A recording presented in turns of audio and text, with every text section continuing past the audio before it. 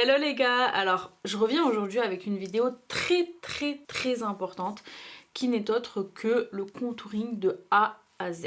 Alors c'est vrai que quand on débute, le mot contouring peut être assez intimidant, je dirais, surtout quand on voit les tutos de certaines personnes qui font des contourings vraiment extrêmes, genre le foncé, le clair, le blush, tout mélangé en même temps, bref, on s'y perd. Alors avant toute chose, moi je suis adepte du soft contouring, c'est-à-dire quelque chose d'assez léger, même si voilà, je sais que pour certaines, ce que j'ai sur la tête, ça va pas du tout vous sembler léger, mais dans le milieu du make-up, en tout cas, ça l'est. J'aime bien quand ça fait un peu à la Kim K. J'aime pas trop ressembler à un dessin animé ou que sais-je. En tout cas, j'aime bien me reconnaître. J'aime pas totalement modifier les traits de mon visage, me faire un nez Michael Jackson et tout. Franchement, j'aime pas trop ça. Alors pour celles qui savent pas d'où vient le contouring, aujourd'hui, on va pas trop parler de ça. Je vous ai laissé quelques liens en barre d'infos. Je vous invite à aller les consulter. C'est intéressant, mais c'est pas le sujet. Aujourd'hui, on va plus faire de la pratique. Donc voilà. Donc sans plus attendre, je vous laisse regarder la vidéo. Alors j'ai fait mon école de maquillage en 2012 et à l'époque ce qu'on m'a appris c'est que le contouring ça servait à rendre un visage qui n'est pas ovale le plus ovale possible. En gros le visage idéal c'est le visage ovale et donc tout ce qu'on va faire comme contouring sur un visage qui n'est pas ovale ça va avoir pour but de le rendre plus ovale. C'est-à-dire un visage rond, on va l'allonger, un visage carré, on va gommer un petit peu les angles. Maintenant, je fais pas cette vidéo pour vous expliquer le contouring, comment le faire selon ce qu'on vous apprend sur Google ou je sais pas quoi. Il y a certaines personnes qui vont préférer un contouring beaucoup plus intense, d'autres plus léger. Moi, si je fais cette vidéo, c'est vraiment pour vous montrer comment moi-même je fais mon contouring à moi et quelle est ma vision du contouring. Ça y est, je commence déjà à en avoir marre de ce mot. Donc le teint ça change pas, je vais juste le montrer un petit peu, mais bon voilà c'est toujours pareil. Je vous ai montré dans l'autre vidéo que j'utilisais ça en ce moment, le Flawless Filter, j'aime trop, c'est un genre de highlighter un peu fond de teint. Alors aujourd'hui je ne vais pas utiliser le même fond de teint que la dernière fois, c'était le fond de teint Beautiful Skin de Charlotte Tilbury. Je vais utiliser le NARS, c'est le fond de teint réfléchissant la lumière. Ils ont toujours des noms un peu farfelus, genre fond de teint, réfléchissant, la lumière, pourquoi pas fond de teint lumineux, je sais pas. Bref, c'est celui-là de NARS, c'est un petit nouveau. Vous n'êtes pas obligé d'utiliser un fond de teint très couvrant. On va mettre de l'anti-cerne, on va mettre du blush, on va mettre la crème de contouring, ça fait déjà beaucoup de matière et si on utilise un fond de teint couvrant en dessous toutes ces couches-là, ça peut faire un peu beaucoup. Donc j'utilise ce correcteur. C'est pas vraiment un correcteur, c'est un illuminateur contour des yeux et je le trouve particulièrement hydratant. Je vais pas venir mettre directement l'anti-cerne, j'aime bien utiliser d'abord le contouring parce que je trouve que quand on fait le contraire, c'est-à-dire d'abord l'anti-cerne et après le contouring, on a tendance à mettre un peu plus de matière que nécessaire au niveau de l'anti-cerne. Donc j'aime bien commencer par le contour d'abord, c'est-à-dire le foncé. Au niveau des produits, je vais vous en montrer deux, c'est mes deux favoris, donc j'en ai déjà parlé dans mes vidéos. Donc il y a ce produit là, c'est la crème de contouring de Danessa Myricks. Et ensuite il y a celui-ci, je suis désolée, il est dans un état catastrophique. Ces deux-là, c'est mes deux préférés, avec une petite préférence pour le Danessa, vu que la texture elle est un peu moins brillante. On a moins besoin de poudrer la matière. Et ça laisse moins ce côté un peu satiné qui à mon sens ne fait pas très joli quand c'est sur les zones où on a envie de creuser. On n'a pas envie que ça réfléchisse la lumière, donc c'est pour ça que je préfère quand même le Danessa Myricks. Et en plus il est moins cher, donc, et il existe en beaucoup plus de teintes, donc voilà. Donc aujourd'hui on va utiliser le Danessa Myricks. J'utilise deux teintes, j'utilise la Medium 2 et la Light 1. C'est pas beaucoup plus foncé, mais c'est vrai que quand j'utilise que ça c'est un peu trop foncé, quand j'utilise ça c'est un peu trop clair, donc j'utilise les deux. Bref. Alors au niveau des pinceaux que j'aime bien utiliser, j'aime bien les pinceaux comme ça, c'est-à-dire les pinceaux éventail mais épais, pas les pinceaux éventail qu'on utilisait à l'ancienne pour mettre l'highlighter et taper une barre d'highlighter, tu vois. Non, un pinceau comme ça, un peu plus fluffy genre.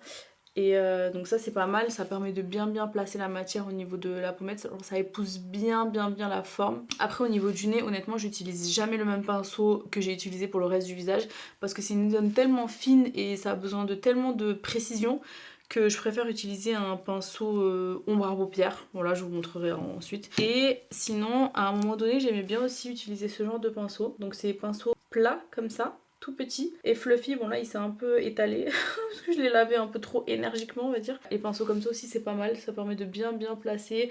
En même temps vous pouvez l'utiliser soit sur la tranche soit sur la longueur. J'aime pas venir le mettre directement sur mon visage ou utiliser les sticks comme elles font souvent sur les vidéos Instagram, je le vois souvent. Ben, j'aime pas mettre un stick directement ici parce qu'après c'est l'horreur à étaler et il reste toujours des petites marques et tout, bref j'aime pas du tout. Donc je préfère l'étaler sur ma main, travailler un petit peu la matière, la chauffer un petit peu et ensuite venir la placer aux endroits. Aujourd'hui je peux pas traiter tous les types de visages et toutes les problématiques, mais il faut savoir un truc, c'est que aujourd'hui je vais faire le genre de contouring qui va un peu à tout le monde, c'est-à-dire même quelqu'un avec un petit front, je vais quand même mettre du contouring sur le front. Pourquoi? Parce que c'est pas pour le rapetisser, c'est pas du tout ça, c'est pour juste donner cet effet 3D qu'on va perdre un petit peu avec le fond de teint. Et donc le contouring ça vient redonner un peu ce relief naturel du visage qu'on a sans fond de teint. Donc pas besoin d'avoir un gros front pour mettre du contouring au niveau du front, ni d'avoir un nez large pour faire du contouring au niveau du nez. On va pas venir travailler que sur les défauts, je dis bien entre guillemets défauts, on va venir travailler sur n'importe quel visage, ce genre d'endroit stratégique qui redonne ce relief au visage. Évidemment si vous avez un petit front, vous vous adaptez à votre front. Moi on va dire j'ai un front normal, je sais pas, ouais bref. Et vous avez vu que la couleur que j'utilise c'est pas du tout foncé de ouf. Il faut vraiment utiliser la couleur adéquate, c'est-à-dire une couleur un peu plus foncée que votre couleur de fond de teint, mais surtout pas très foncée. Donc j'en mets au-dessus du front et autour, c'est-à-dire sur les tempes. Et alors là, c'est important, moi je commence au niveau de l'œil ici, parce que ça fait vraiment remonter les yeux. Je commence ici et je remonte comme ça. J'en mets de partout ici, j'en mets de partout sauf au milieu du front. Voilà, donc ça c'est comment je place mon contouring du front. Ensuite on peut commencer à dégrader un peu. Là pour le fondre dans le fond de teint, je reprends mon pinceau fond de teint avec, il y a un petit reste de fond de teint dessus mais j'en remets pas. Et je viens blender avec la zone où il n'y a que le fond de teint. Maintenant on va s'occuper des pommettes. Donc les pommettes, je trouve que c'est un endroit du visage, même quand on en a, c'est toujours beau de les accentuer un petit peu. Je trouve que vraiment un visage avec des pommettes hautes et les joues un petit peu creuses comme ça, c'est très féminin en tout cas à mon sens. Et j'aime beaucoup accentuer cet attribut, on va dire. Ce que je vois souvent, c'est que on place le contouring dans le creux. C'est-à-dire, ça reviendrait à le mettre ici. Là, il y a déjà mon creux. Donc il n'a pas besoin de rajouter du foncé. Vous voyez ce que je veux dire? Le contouring, ça sert à creuser les reliefs et à mettre en relief les creux. Donc pourquoi mettre du foncé dans le creux? Mes pommettes, elles sont là. J'ai pas des pommettes très saillantes, mais bon bref, ça fait longtemps que je n'ai pas fait mes injections. On va dire que là, c'est le haut de la montagne. Là, c'est la vallée. On va l'appliquer sur le flanc. Je sais pas si on dit le flanc. Bref, on va l'appliquer entre le creux et le pic. Ici. Et pas ici.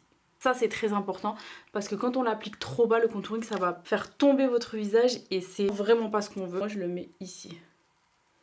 Un autre endroit que je vais contourer c'est généralement la jawline. Comme je vous ai dit, hein, on va pas venir placer le produit ici parce que c'est là qu'il y a le creux. On va venir le placer sur le flanc. Donc le flanc il est où? Il est ici. Voilà. Maintenant pour le nez, je vais venir prendre un autre pinceau. Je viens reprendre mon contour, là. Ce que j'ai envie d'améliorer, c'est la pointe. Et en général, c'est plutôt le cas. Vous voyez les vraies arêtes de mon nez? Elles sont là et là. Je vais surtout pas venir mettre mon contouring sur mes vraies arêtes de nez. Je vais tricher et je vais rapprocher mes arêtes de nez. Je vais mettre sur l'arête et je vais rapprocher les deux. Moi, je mets pas de poudre dessous parce que j'ai un nez qui remonte. Donc j'en mets pas, mais celles qui ont un nez un peu descendant, vous pouvez en placer un peu dessous, comme ça. Tout le but, c'est de rapprocher l'arête. Pour celles qui aiment les nez un peu en trompette, vous pouvez faire un petit trait ici, et ça va donner cet effet un petit peu plus en trompette, de face en tout cas. Après, ce que vous pouvez faire aussi, vous pouvez rentrer le contouring, ça j'aime bien le faire sur les nez un peu aplatis parce que l'arête elle est pas trop présente et du coup le fait de bien creuser ici et de revenir dans le sourcil comme ça va redonner cet effet de structure au niveau de l'os qui est pas trop présent. Après au niveau de la bouche, on peut utiliser un petit peu de foncé là, comme ceci, et un petit peu de foncé en bas aussi. Et au niveau des yeux, je vais venir accentuer un petit peu. Donc là j'ai triché un peu, j'ai utilisé la poudre la plus foncée. Alors une fois qu'on en est là, il y a un truc que moi je déteste. Vous allez dire, ouais, elle fait que détester les trucs, mais c'est pas le cas, mais bref. Cette tendance de faire le contouring en mettant le contour, l'anti-cerne, le blush et de tout mélanger, ça m'horripile. Je trouve que c'est teubé parce que comment tu vas prendre ton pinceau, tu vas mélanger ton contouring, juste après tu vas mélanger ton anti-cerne, tout va se mélanger en fait, toutes les couleurs vont se mélanger. Donc je reprends mon pinceau fond de teint que j'ai utilisé pour blender mon fond de teint et mon contour du front et je viens blender le reste. Vers le haut toujours. Pour les zones un peu plus petites, je viens enlever un peu l'excédent sur le tout petit pinceau. J'estompe plutôt vers le cerne plutôt que vers le haut. Ici au niveau de la bouche, j'estompe pas trop, je laisse comme ça. Voilà. Donc l'anti-cerne que je vais utiliser sans surprise c'est le NARS, c'est le Creamy Concealer, c'est un de mes favoris donc voilà, vous le connaissez je pense. Je viens mettre mon anti-cerne, alors ici à l'intérieur. Je viens le mettre en premier au niveau des yeux parce que comme je vous ai expliqué lors de la précédente vidéo, le plus longtemps on laisse poser l'anti-cerne et le plus couvrant il devient. Au niveau du menton, voilà, au niveau du front. Ensuite au niveau du nez, on va venir faire une ligne. Alors si vous avez un long nez, vous arrêtez la ligne ici pour ne pas rallonger le nez. Moi j'ai pas forcément un long nez donc je vais le faire jusqu'au bout. C'est pas grave si c'est pas genre symétrique de fou, dans tous les cas on va venir blender donc peu importe. J'aime bien aussi en mettre autour du nez, ça va venir un petit peu rajouter du relief, surtout quand on commence à avoir un peu des creux au niveau des sillons nasogéniens. J'aime bien mettre aussi de l'anti-cerne à ce niveau-là, genre au niveau des commissures là en bas, mais j'aime pas le mettre aussi clair que celui que je mets sur le reste du visage, donc je vais en prendre un légèrement plus foncé. Donc je prends le Pro Filter, c'est la couleur 250. Donc là vous pouvez estomper soit au pinceau, soit à l'éponge, mais moi personnellement j'ai une préférence pour l'éponge. Ensuite j'estompe ici. Ensuite on va venir estomper le front. Là on peut venir reprendre notre pinceau fond de teint et venir estomper entre les deux. Et en dernier on va estomper les yeux, donc je vais en mettre ici. Ici j'aime pas trop le mettre avant. Je préfère que la couvrance elle se concentre ici plutôt que là. Là c'est juste pour illuminer un petit peu alors que ici c'est vraiment pour illuminer beaucoup. Et là je viens pas jusqu'ici. Je trouve pas ça joli personnellement. Je préfère quand ça s'arrête un petit peu avant, genre juste après le sourcil. Et je prends l'autre flanc de l'éponge et je viens fondre avec le reste. Donc là je reprends le pinceau qu'on a utilisé pour faire le contouring du nez. Et je viens estomper la zone entre les deux. Et je reprends mon éponge, je remets. Je fais des allers-retours en fait, pour que vraiment tout soit blendé. Je viens pincer mon éponge comme ça, pour estomper l'arête de mon nez. Ensuite je viens prendre un pinceau fluffy pour les yeux, et je vais venir estomper au-dessus. Ensuite ma partie préférée, le blush. Donc je vais utiliser le blush Made by Michel que j'ai utilisé, c'est pas dans la précédente vidéo, c'est dans la vidéo d'avant. C'est un de mes préférés franchement de ce moment quoi. Je viens prendre mon pinceau, c'est le 022 de chez My Kid Co. Et je viens vraiment travailler la matière sur ma main comme ça. Le blush, le placement. On place le blush là où on a placé le contour et là où on a placé l'anti-cerne. C'est-à-dire qu'on ne va pas le placer entre les deux, on le place sur les deux. On l'étale vers l'intérieur, voilà, vers le dessus. Et ensuite, une fois qu'on a fait ça, on reprend notre petite éponge avec laquelle on a blendé l'anti-cerne et on revient blender par-dessus l'anti-cerne comme ça.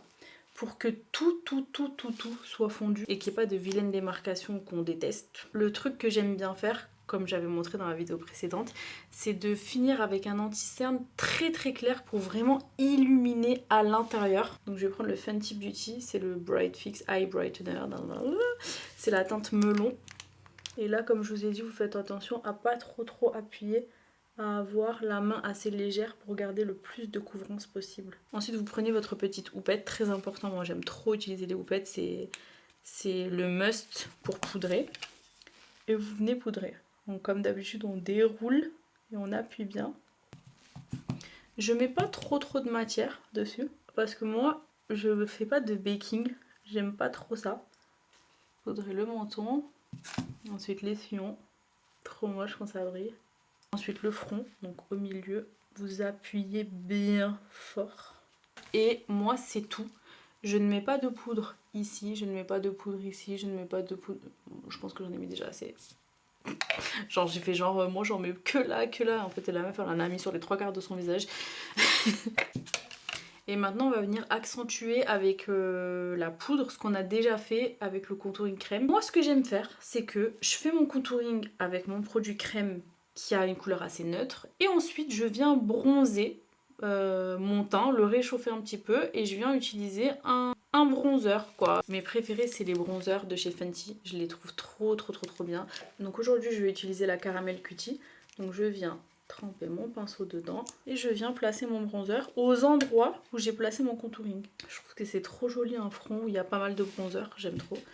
Ensuite je viens en mettre légèrement ici, j'aime pas trop quand c'est trop chaud mais bon, juste histoire de. Évidemment vu que c'est une couleur qui est un peu chaude, je ne vais pas en mettre sur le nez ni ici, je trouve que ça n'a pas d'intérêt. Une fois qu'on a fini ça, on va venir utiliser notre poudre de finition. Moi j'utilise la NARS Light Reflecting machin, c'est celle-ci, c'est la teinte Shore et je vais utiliser un pinceau comme ceci, donc c'est le 24 de chez Refer. Donc je commence entre les deux, je fais de partout comme ça, je retrempe mon pinceau dedans. Je vais vers le sein, de partout, le nez, et on vient flouter, très important. Une dernière étape dont j'ai parlé dans ma précédente vidéo, donc si vous êtes assidu, normalement vous savez déjà ce dont je parle. Et donc comment je vais appeler ça? La poudre sous les yeux, appelons-la comme ça. J'ai pris ces deux petites poudres là, c'est la teinte 235 pour la plus foncée et la 145 pour la plus claire.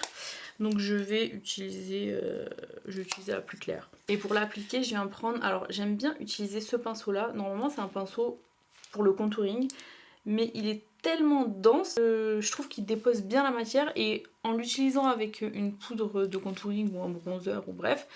Bah, je trouve qu'il dépose trop de matière et du coup c'est pas joli. Donc j'aime bien, en tout cas c'est mon pinceau favori pour utiliser la poudre sous les yeux. Donc je viens prendre de la matière comme ça et je viens placer la poudre ici. En vrai c'est exactement pour cette raison là que je ne bake pas. On obtient facilement l'effet du baking, c'est-à-dire un effet plus illuminé en faisant cette technique là. Et je la trouve beaucoup plus jolie. Ensuite je reprends mon pinceau que j'ai utilisé pour mettre ma poudre de finition et j'estompe un peu entre le nez. Je mets pas vraiment le pinceau sur l'endroit où je viens de déposer la matière, mais plus sur les contours. Voilà, histoire de pas trop avoir de matière, mais un peu quand même. Si vous voulez un contouring du nez un peu plus intense, vous pouvez totalement prendre un petit pinceau plat comme ça qui est normalement utilisé pour appliquer les ombres à paupières. Et vous prenez la même poudre qu'on vient d'utiliser. Vous allez accentuer l'endroit où on a mis l'anti-cerne tout simplement, comme ça. Ensuite pour finir toujours mes petits sprays de finition. Alors une fois que c'est sec je viens mettre mes deux petites touches finales, à savoir mon voile de blush crème et mon petit highlighter en baume. Petit voile de blush crème, ensuite mon highlighter sur les points de lumière en fait. Là où j'aurais normalement mis un highlighter en poudre irisée, bah, je mets mon highlighter en baume. Je prends mon bronzer comme ça et je viens accentuer les zones où on avait mis déjà du contouring. Extérieur comme ça, je remonte surtout. Moi, je remonte même vers la tempe, c'est-à-dire que je rejoins mon make-up des yeux avec ma tempe. Et c'est ça qui fait cet effet un peu lifté. Ce que j'aime bien faire, c'est que je reprends la poudre dessous les yeux et je viens l'appliquer sur la paupière. Ça fait vraiment la base d'un make-up. C'est archi simple, mais ça embellit grave le regard, je trouve, et sur tous les types d'yeux. Ensuite, une fois que vous avez fini ça, vous venez reprendre le pinceau fluffy, vous enlevez l'excédent de poudre, du bronzer qu'il y avait dessus, et vous venez un petit peu tout flouter comme ça, sans rien dessus. Hein. Donc là, ce qui ferait beau, vous pouvez mettre un trait de liner, etc. Moi, franchement, je vais pas me prendre la tête, je vais juste rajouter du mascara. J'en avais déjà un petit peu, mais je vais en rajouter.